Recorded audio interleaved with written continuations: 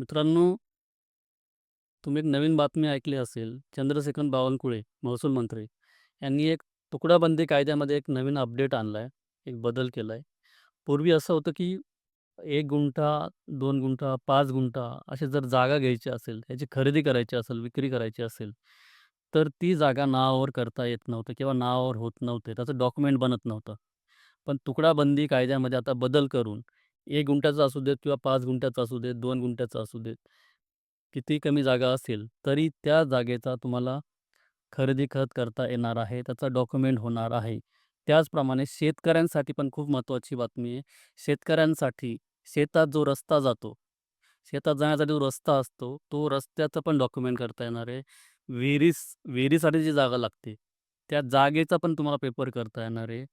घरकुलासाठी जी जागा असते, ती जागासुद्धा तुम्हाला खरेदी करता येणार आहे. त्यामुळे ही नवीन अपडेट तुकड्याबंदी कायद्यामध्ये आलेला आहे. या तुकड्याबंदी कायद्यावरती मी एक नवीन डिटेलमध्ये एक व्हिडिओ बनवणार आहे. तो तुम्हाला माझ्या YouTube चॅनलला बघायला मिळेल. मी लवकरच तो अपलोड करतोय. त्यासाठी तुम्ही माझा YouTube चॅनल सबस्क्राईब करा.